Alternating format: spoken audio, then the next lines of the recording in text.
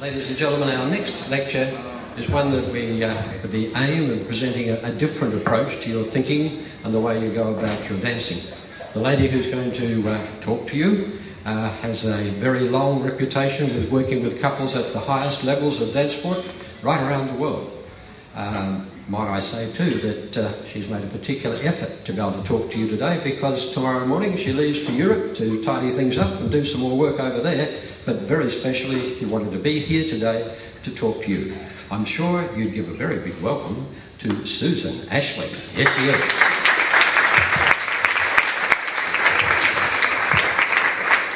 Good afternoon, everyone. I'm used to people actually being a little bit closer, so I'll try to spread myself out a little bit more. Sorry?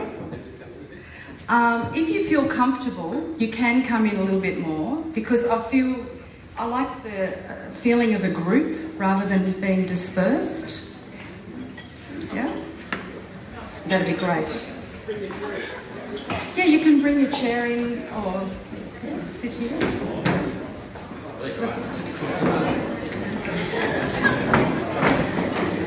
Yeah, that's fantastic. I love all the young people around me. Just the energy, you know. It's great.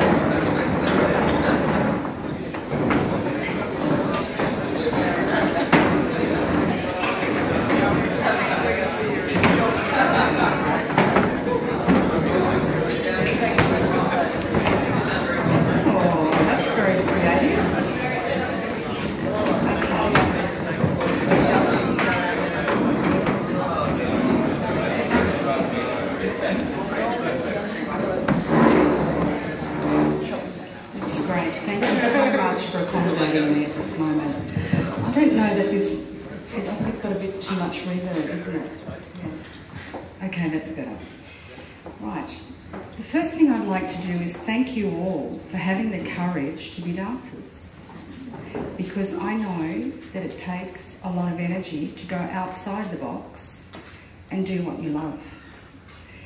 And that's sort of what I want to talk to you about, because most of what you learn is methodology, it's techniques, isn't it? Right? 1, 2, 3, 4. But what happens when you freeze? What happens when you're about to go out and you go, I can't do it, oh shit, and you're nearly vomiting from nerves, okay? What happens then? All that methodology that you just learned means nothing, right? If you actually speak to anyone who is successful at what they do, they will gladly tell you that 20% is methodology and 80% is their mind and their emotions. So that's what I'm here to work with you on, is your emotions and how you're thinking, because how you're thinking directly relates to your audience.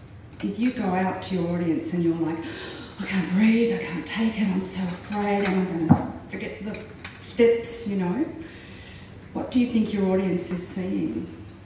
Actually what they're seeing is a tight ball like this. And they're like, oh, it's agony watching this person dance, you know? If you go out and you're really fluid and you're loose, what do you think they see? And your whole concept of what you're going to do is very clear. The emotion around what you want to evoke is very clear. What do you think is going to happen? People are going to watch you and they're going to go, oh my God, they just told me a story. It just took me on a journey and I loved it. And I have been in front of dancers like that, where you're literally holding your breath, waiting for the next step. Because they grab you, they literally grab you, and then they start moving again. It's all, oh God, thank God, you know. It's so very nice.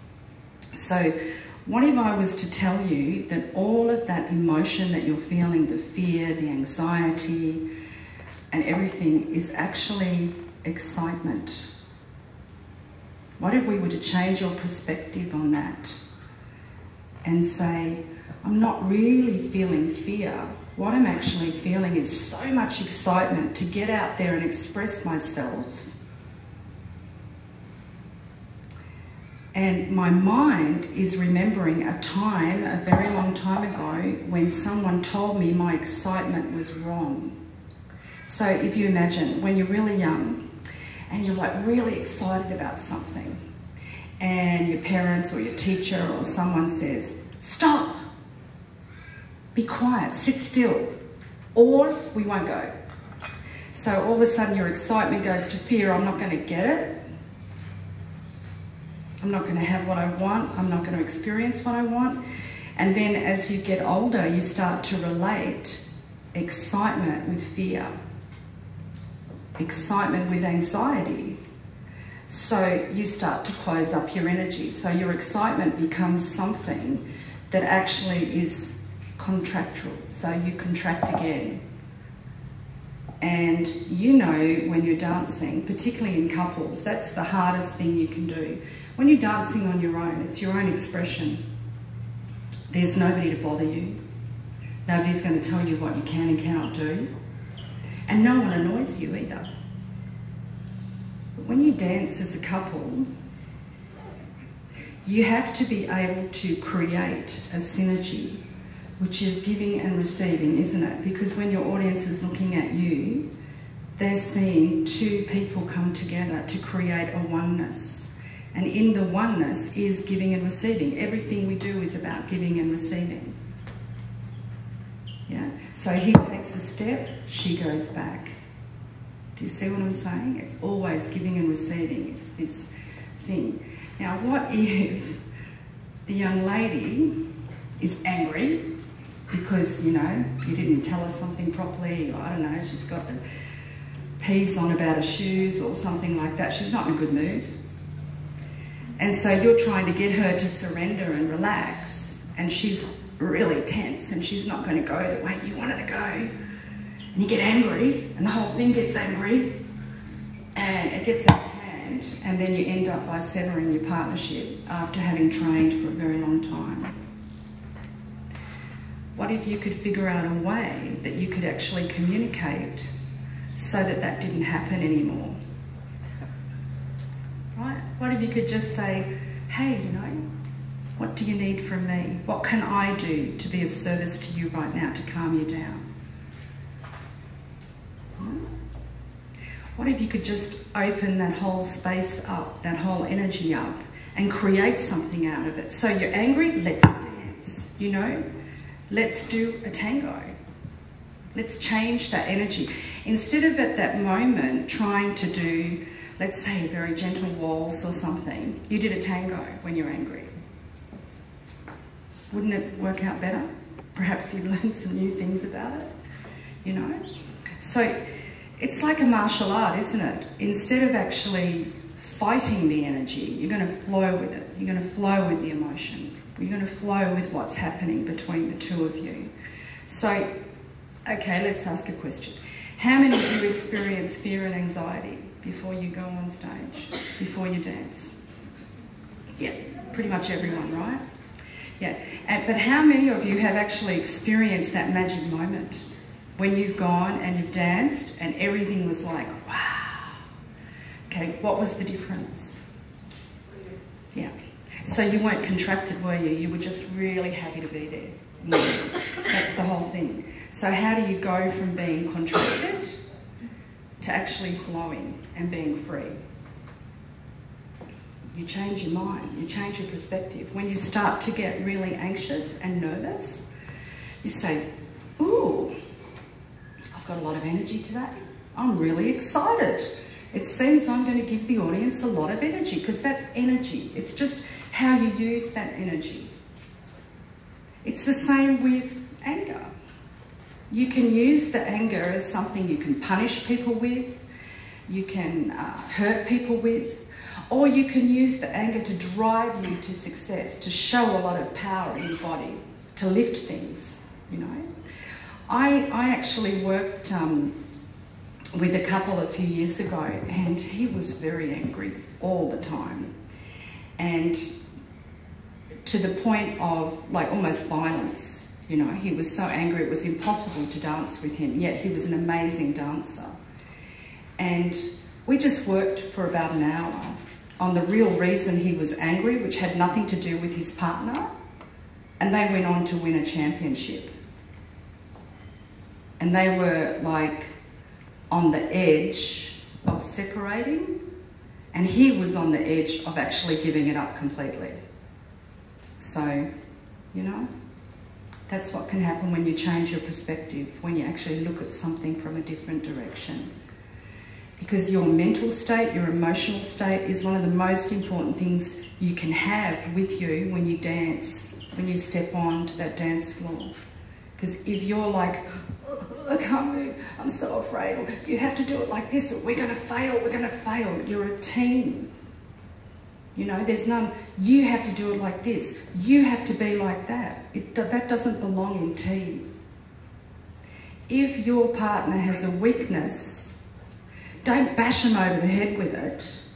Say, okay, how can we work with this? How can we turn this into something that's actually quite nice and quite beautiful? Right? So think about a time when you were really, really stressed. A time when you're about to go and you're really stressed, and you know that as a result of that stress, you missed a step, you didn't flow with the music, something went wrong. How much did you punish yourself after it for doing that? How much did you beat yourself up or your partner? Try to blame someone else, that's the easiest part. That's your fault. So if you could actually take that moment back, remember it, and instead of closing your energy up, breathe and expand your energy. And what I mean by that, look, you all know what energy is. I don't really need to explain it. When you've got two people dancing together, you could light up a light bulb with the amount of electricity that's created sometimes, you know. So, but do you understand what I mean by energy though? You don't really, do you? Okay, I've got to explain that. Energy is something that we have, but we don't see it. So it's not our physical body, it's what extends from us. So for instance, when I go up to you and I go to meet you, I have a feeling from you, right? You have a feeling from me. We haven't really said anything, but there's a feeling. And with some people, we don't like each other. I feel uncomfortable, gives me the creeps, you know? And with some people, I can sit next to them and feel really relaxed. I could sit there all day. I'm very, very comfortable. So what's happening is my energy is meeting your energy before we physically met, you know? So we're communicating to each other energetically all the time. And that's what you're doing with an audience, isn't it?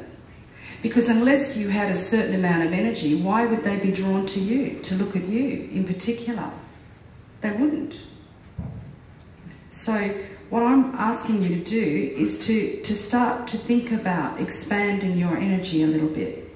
So if you're angry, you're upset or whatever, your energy contracts. You feel tight in the stomach.